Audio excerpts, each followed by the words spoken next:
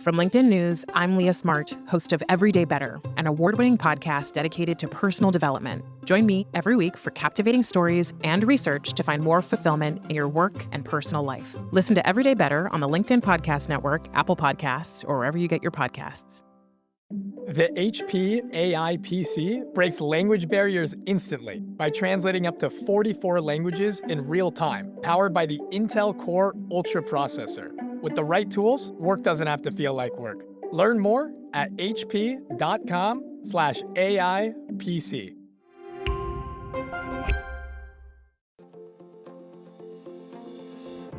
Hello, my friend, and welcome to another exciting episode of Negotiate Anything. Thanks for joining us today. With over 10 million downloads and listeners from more than 180 different countries, it's dedicated listeners just like you who have made Negotiate Anything the #1 negotiation podcast in the world. I'm your host, Kwame Christian. I'm a business lawyer, mediator, author, and the proud CEO of the American Negotiation Institute. Now, before we get into today's insightful conversation, I have a golden opportunity for those of you who recognize the power of negotiation in your professional lives. Have you ever found yourself wishing that you could navigate those high-stakes conversations with more confidence? Or perhaps you're looking to empower your team with the art of persuasion and conflict resolution. At the American Negotiation Institute, we've crafted specialized keynotes and workshops tailored for those very needs. We've transformed the negotiation skills of professionals worldwide, and we're eager to do the same for you. We believe the best things in life are on the other side of difficult conversations, and our goal is to help you improve your lives and the lives of those around you, one difficult conversation at a time. Don't let another challenging conversation leave you second guessing. Click the link in the description to discover how we can help you find confidence in conflict, negotiate better deals, and have stronger relationships. Because in the world of business, every conversation counts. And now, without further ado, let's jump into the interview. Daniel, thanks for joining us today. Thank you for having me. Glad to be here. Yeah, it's my pleasure to have you. So how about you get us started by telling us a little bit about yourself and what you do? Yeah, so I'm Daniel, the founder of the Courage Collective. The Courage Collective is a DE&I consultancy. We got our start in 2020. Really quick context on my background. So I come from a pretty untraditional path. Got my start in nonprofit.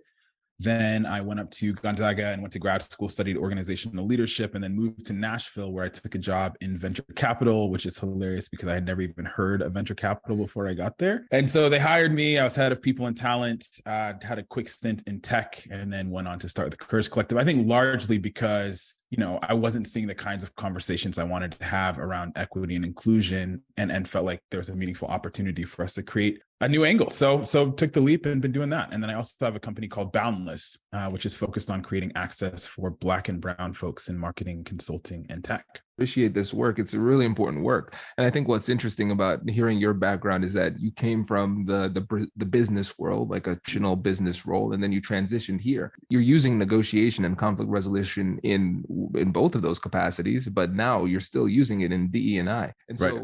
When you think about that type of work as it relates to diversity, equity, and inclusion, what do those types of negotiations look for you day to day? Yeah, I think first and foremost, it's when we're identifying clients that we want to work with, that's where we start. And I think about negotiation as it relates to, are we aligned at a values level? Are we looking for the same thing out of this work, right? I think one of the things that we saw in the wake of the murder of George Floyd is a lot of companies sprung into more of a reactionary mode, and they were looking for a quick fix or a check the box type of action item. And for me personally, that's just not the type of work that I'm interested in. So when it comes to negotiation, I'm having a conversation with the prospective client, and very quickly I'm like, are we aligned on why we're doing this first and foremost? Because if you're looking for a check the box, we're probably not the best vendor for you. We are interested in meaningful impact and change. And so that's probably the first negotiation we have. And then you go into the negotiation of the scope of work. What are we trying to achieve? Are we aligned on kind of the outcomes? And then go from there. So that's where I would say we start. Oh, this is good. This is great. All right, so check this out. So essentially what I'm hearing is that when you approach a negotiation with a client to become a vendor, you're trying to find fit first. Mm-hmm. And so you're not just looking at the deal terms, you're saying, all right, partner-wise, are we a fit? And I think that's a bit of a different perspective, because I think a lot of times people get into that feeling of need. There's Mhm. this deal escalation. Oh, there's a prospective deal right here. So my job is to close the deal. That's how I Right. determine a win. But it seems like you're evaluating the quality of the deal differently. So I want to go deeper into that. So when you're thinking about fit, Mhm. go deeper. What are you looking for? Yeah, to me, maybe I would reframe instead of fit and say alignment, right? So like it's alignment at a values level. And I think what that means for me is like, I want to make sure that our why is connected. And part of the reason that's important is because if we are trying to pursue specific goals, like the essence of DE&I work is usually it's involved. It's human-centered. It takes a lot of work, takes resources, etc. And so, for example, if the starting point is the business case for DE&I, which is like, if you do this, it'll improve your business results. I'm like, I don't know that that's not the starting point for me personally, right? And so if that is their primary why for getting into the work, and they start to do, like their training and they do a survey, but they're not seeing results in the near term, then they're going to say, I'm not going to invest in this any longer because it's not successful. Whereas for me, I'm looking at transformation and broader impact. And I'm like, okay, if we're actually looking at transformation, that's going to take a little bit more time. It's going to take reframing the way that we approach some of these things. One, unconscious bias training isn't going to get us there. We have to really be invested for the long game. So that's where I start. And fundamentally, when people come and they just want to tick the box, we're not going to have the same measures of success, which is why starting at values alignment is most important to me. From there, it's like, okay, we can expand, we can explore different perspectives and points of view. But if we're not looking at success in the same way as determined by our alignment at a values level, it's a lose-lose for both of us. That makes a lot of sense. I think that's really important, right? Mhm. Because again, we have to start at that values alignment. And of course, we can see how that manifests itself in a meaningful way with the work that you all do. Mhm. But I think all of us, when we think about the deals that we're trying to make day to day in our personal lives and our professional lives too, there needs to be values alignment. 100%. Because even if you get the numbers right, if the values are not aligned, then the deal is just going to crumble.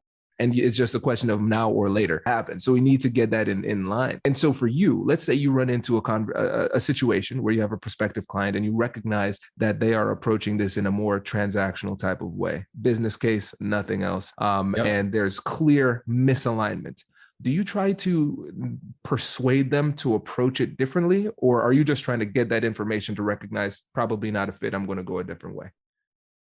I think it depends on the context, right? And it depends on who we're relating to. I would say sometimes there are people who are maybe at the highest level of the organization. Maybe you're talking to the chief people officer or the CEO who actually have a little bit more, let's say, authority to implement change within the culture. So when I'm interacting with someone at that level, part of my MO is like, how can I introduce a new way of thinking about this work, whether or not they hire us as a vendor? I want to introduce, hey, the old way didn't get us to what we wanted. And so if you think about it this way, this could actually drive more meaningful human-centered results. So that is kind of the angle that I approach depending on the level. Now, if I'm talking to someone who, maybe is, let's say, a middle-level manager and they don't have as much deciding power, I want them to feel heard and seen and empowered, but ultimately they're not necessarily going to be the ones who make the final decision and can shift the culture. So I think it's usually, I want to assess and understand who has decision-making power, what then becomes my responsibility in this interaction. So that's usually how I think about it. I don't like to persuade, I don't want to tell you why equity is important. That's not the business that I'm in. I'm not trying to convince you as to why you should foster an environment of belonging. If that's the conversation we're having, we just aren't starting at the same point, right? So that's a whole other thing. And I know that some consultants and clients and whatever, they like that. They like coming in and being like, no, you need to prioritize this. And I'm like, if we can't agree fundamentally that it's a priority, probably not the best person. Because I'm interested in impact and transformation, not the very basic, we don't know where to start. And so help us, I want to think about it big picture and think about the impact that we want to have. So that's usually how I approach it. And hopefully I'm talking to someone who can help us drive that. Absolutely. And that makes a lot of sense. And it's really helpful for you and your team to have that clarity as well. Mm-hmm. Because I could see, for instance, let's say you bring somebody else on and then they say they like to use their persuasion skills. Oh, these people aren't approaching it the way that we do it. So I'm going to persuade them, right? But I think it's really important for you to have that clarity for yourself and other people, so everybody knows how and when to use those persuasive skills. Because I've done the same thing with my team. If there's a not values alignment, then for the sake of my team and like their mental health and their well-being, then there's certain people we don't work with, and I give them the ability to say no. And so it's important to remember, negotiation is the art of deal discovery, not deal making. We just shouldn't feel forced to make deals that should have never gone through. Yeah, I love that point. I think about the idea that who you have to be or who you have to be to get the deal is often who you have to be to keep it. So if you show up inauthentically to get the deal, then you're having to sustain this level of inauthenticity to keep the customer happy. And you're the one who's suffering on the inside, right? And so for me, I'm like, nah, I'm going to show up authentically off jump. And if we work, we work. And if we don't, that's okay too. There's probably someone out there who can support you better. So that's just one of the, I guess, values that I have personally.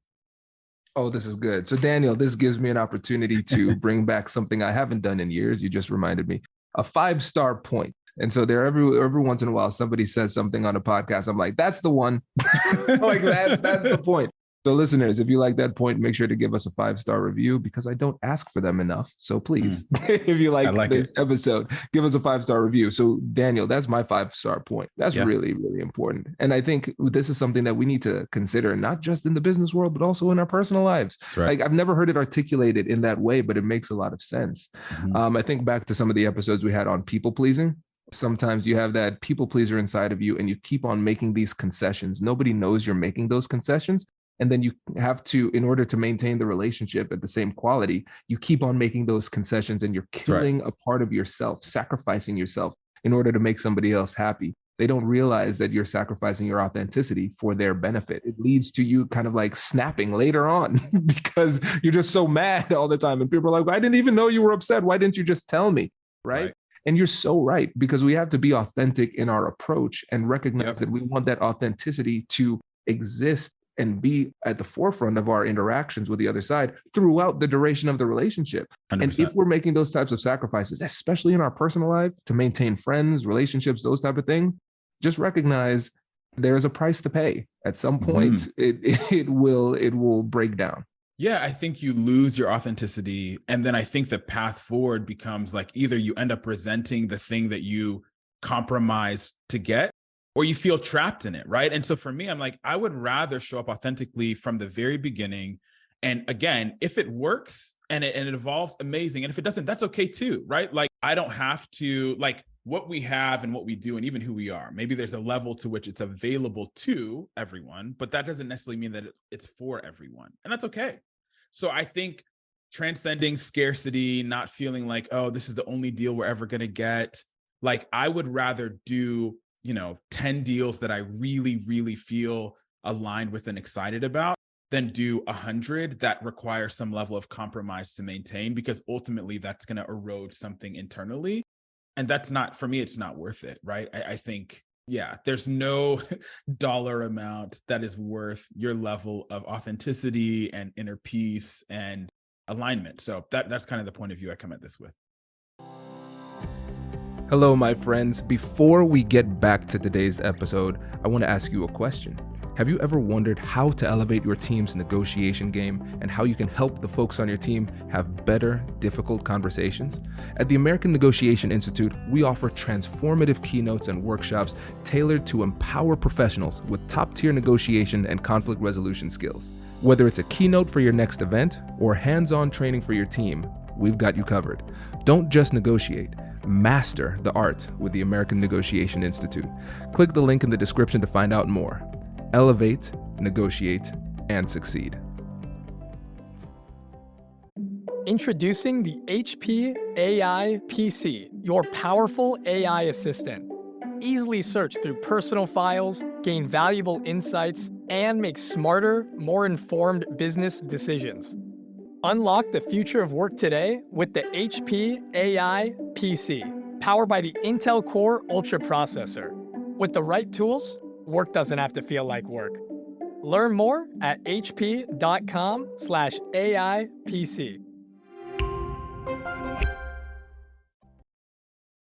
Absolutely. I think that's great. And one of the things that you talked about is your human-centered approach. And this goes back to what we were talking about before when we were kind of game planning for this episode, you talked about the need to humanize interactions versus thinking about it in terms of transactions. Can you go a bit deeper in what you mean there?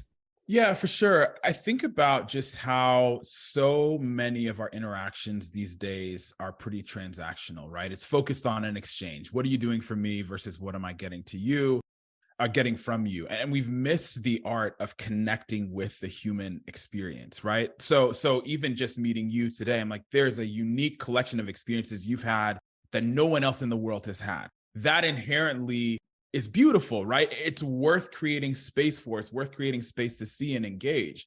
But if I'm only coming to this for what I can get from you, I totally miss the opportunity for meaningful connection that could be profound and transformational.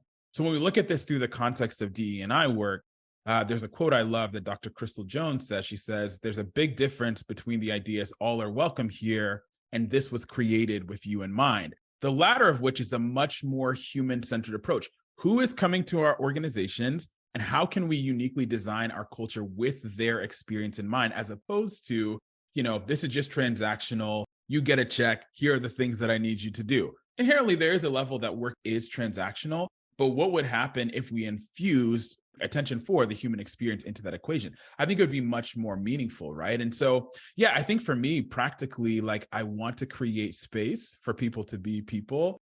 And engage them at that human level. And my hunch is it will create much more meaningful and substantive things than if I approach relationships only transactionally, right? So that's kind of the approach that I apply both to my personal life and to work. Oh, this is great. And I think about quotables. You quoted somebody, but I was saying, Daniel, like the quote you said before, that's the one I want to focus on. That's good. A unique collection of experiences that only you have. And I think that's a beautiful way of looking at it, because you're right. It's like every single interaction, every single person that you have is unique. They have a combination of life experiences that make them different from everybody else in the world. And that's a fascinating type of thing. To cherish the opportunity to interact with this person, because you're never going to see this combination again, but then they're ever evolving, right? I think that's really fascinating. Now, we can understand just semantically the words that you said. Okay, I'm going to have a human-centered approach. I'm going to humanize this interaction. I'm going to focus on this person. Now, people can understand that, but how do we operationalize that during a conversation? Yeah, for me, it's curiosity and empathy. I know you spoke about curiosity in your TED Talk. That's a core value of mine, right? So I think about how can I show up with curiosity and invite the person to engage holistically, show me who they are, right? So I think curiosity and empathy are two fundamental things. Part of how that looks for me when we think about operationalizing, I'm very curious, so I ask a lot of questions. Who are you? What are you bringing to this moment? How are you feeling? Like, how do you see the world? Those types of things. And not to determine whether I agree or disagree, right? Like that's where it gets into transactional and binary. I'm just asking because I'm curious to know about your unique collection of experiences, right? So that's where I start. I think empathy, for me, it's the idea of creating capacity to understand and hold space for someone's unique experience as well, which is a pretty profound and meaningful thing once you experience it, and not rushing to judgment, right? Like I think about how each person has the capacity for both great and terrible things, right? And so I want to create space for empathy to understand the human experiences and what were the moments that brought you to where you are, how you behave, et cetera. So that's how I operationalize it, leading with curiosity, creating space for whatever they share to just understand and to know people better. This is great. And I'm thinking about what you said about curiosity, where you said you're going to invite them to engage. You're not forcing them to engage or pressuring them, or extracting information. No, you're inviting them to engage because you genuinely care. You genuinely want to understand it. That's important, because a lot of times people can be curious, but that curiosity can really be more a tool to either like set somebody up, right? Or to, really just further our own objective. And so it's really important to not only be curious, but frame your curiosity in a way that makes the person feel psychologically safe when it comes to meaningfully engage. And so I'm sure you've probably run into some people who are skeptical, where you ask a question, they're like, why does Daniel want to know how I'm doing? Why does he want to know how I see the world? There's probably a wrong answer here, right? Yep, So yep. at the beginning of those interactions, when you're getting somebody to trust you and buy into your process of the way that you communicate with this human-centered approach, what are Mhm. some things you do to help them to feel more comfortable engaging? Yeah, it's a good question. I mean, I think that one of the things I go back to often is this idea that people know where they feel seen, valued, heard, accepted, free. Like people know where they can be their authentic self, right? And so I think, first of all, people aren't used to just being asked questions with curiosity about themselves. It's like a lost art. Even for me, like someone who's super curious, it's interesting how sometimes people just don't even know how to reciprocate asking you a question about you. So I think that in and of itself is a lost art and kind of a revelation for people when you just invite them to share about who you are or who they are. So I think that's point number one. And I think as far as getting over skepticism, I think it's listening intently, so actively, and not listening to respond necessarily, but listening to understand. So I'm listening to engage and understand. And usually that's evidenced by potentially asking a follow-up question. Oh, this is what I heard you say. Tell me more about this. Oh, that's really cool. I had that experience as well. Would love to hear how that impacted you, right? Not a kind of cul-de-sac question where we just come to the end. Oh, that's it. Like, thank you for sharing, turn around and go back, right? Like how do we invite something more expansive, right? That's the thing that I'm curious about. And again, I think not everyone, which is okay, feels inclined to share parts or aspects of who they are. But I do love the idea of creating the opportunity to invite people to engage and even meet themselves, right? I think there's something about meeting and connecting at a human level. Me meeting you introduces me to myself even more. And so there's something really powerful about that. I think about how I've heard it said, you can only meet other people at the level at which you've met yourself. Right. And so I think about, I want to continue to create those spaces where I can meet myself and meet others in a meaningful way. This is good. There are so many quotables here. You're so right. It's that's a really fascinating way of thinking about it.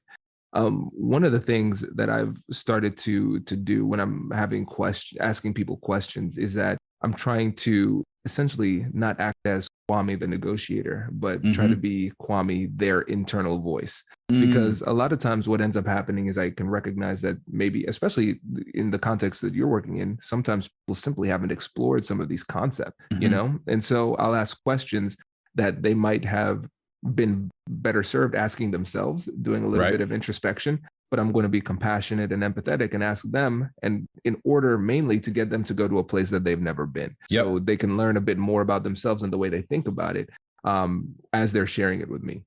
Yeah, super powerful, because then you get to operate as a bit of a mirror, right? You're holding up a mirror for them to see themselves and inviting them to see themselves and maybe process something that either they didn't have the invitation to, the capacity for, no one had invited them into. So I think it's really powerful. I like that approach.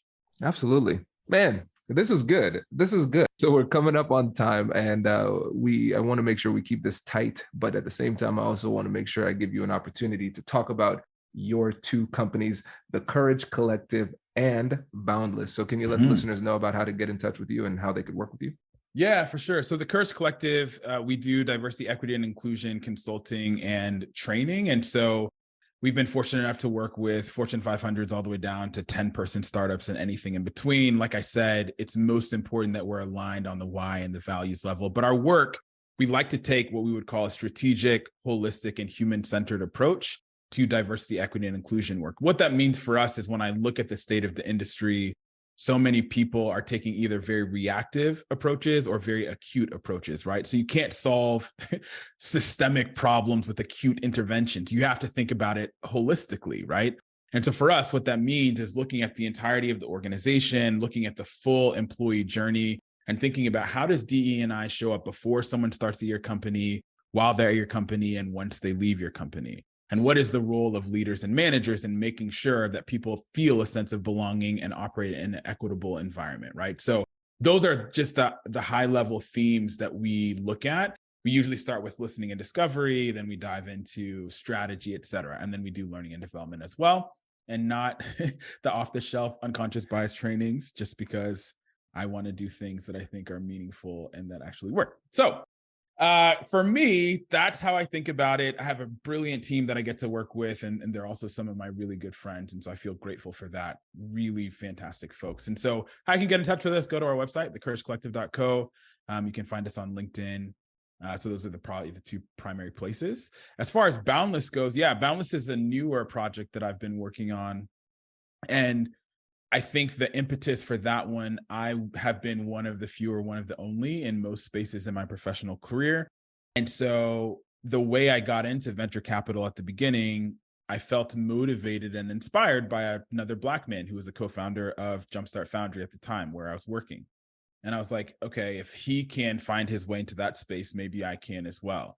And so I know there's a level to which representation really matters, and seeing people who, share the same identities in certain ways as you is just empowering and impactful. And so with Boundless, I'm trying to create points of access for Black and brown folks in industries that they haven't historically been represented. So marketing, advertising, PR, et cetera, consulting, and then tech, all very homogenous, trying to think about ways that we can help bridge people who are well-deserving of opportunities with those opportunities. So those are my two companies. Boundless, you can find it at boundlessfellows.co. This is awesome. Yes, I appreciate having you on. And it is clear, my friend, that you are a fellow child of immigrants. So many things yes, on indeed. Your plate. But I can respect it. Yeah.